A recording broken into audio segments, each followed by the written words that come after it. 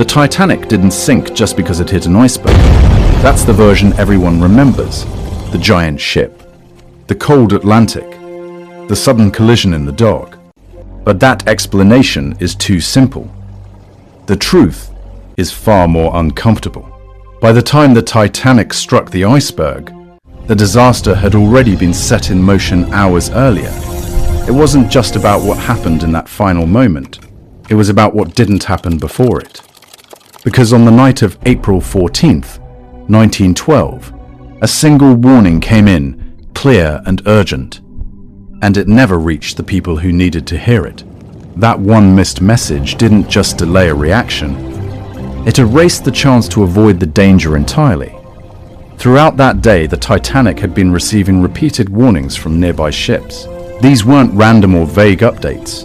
They were direct reports of icebergs and dangerous conditions, exactly along the Titanic's path.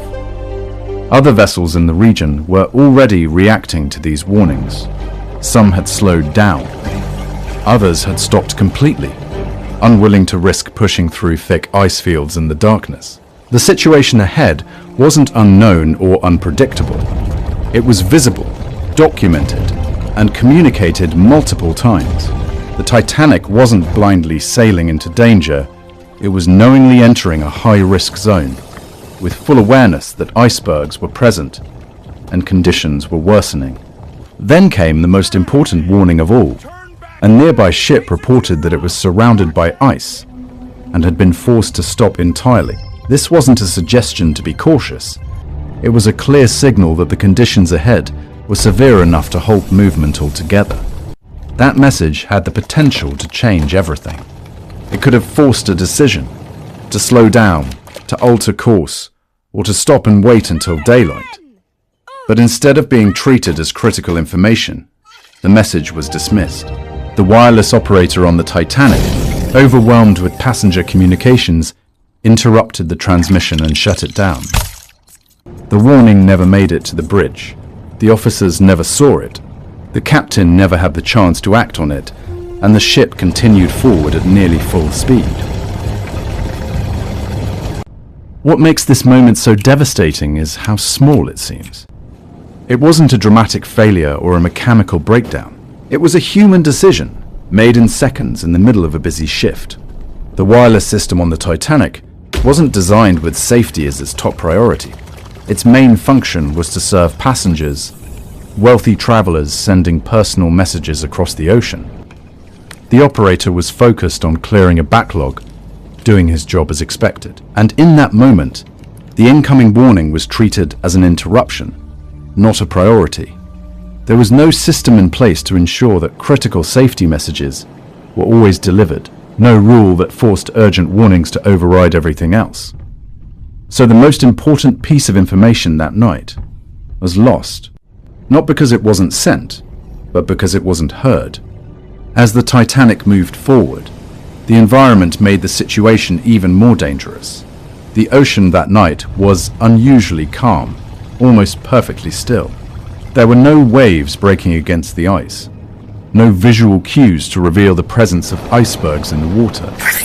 Normally, even in darkness, waves crashing against ice would create a faint outline, a warning signal for lookouts. But that night, the sea was like glass. On top of that, there was no moon to provide light, and the lookouts didn't have binoculars to extend their vision.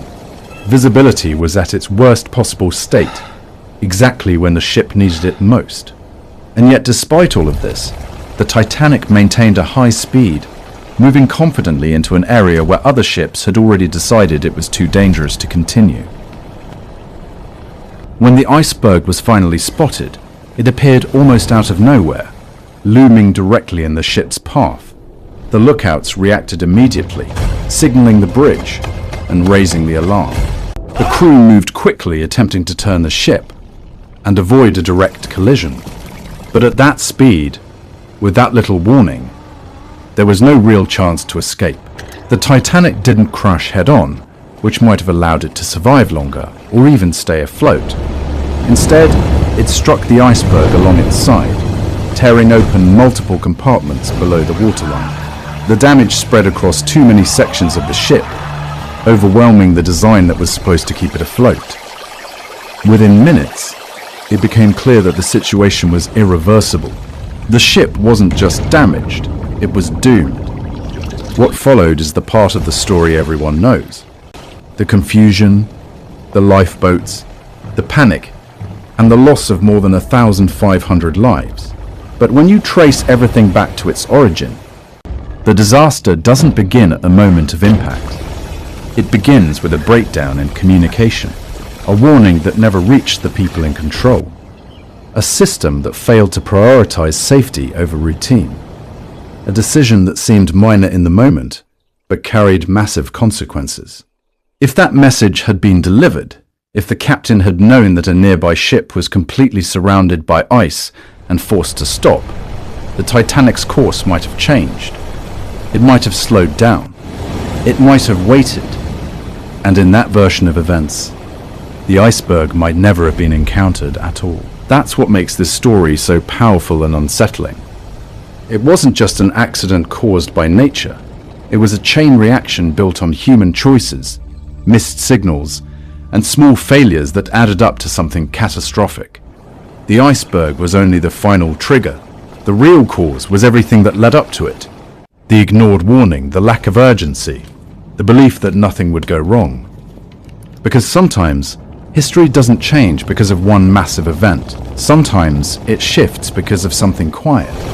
A message that gets interrupted. A decision made too quickly. A moment that feels unimportant until it isn't. And on that night, in the middle of the Atlantic, that one moment made all the difference.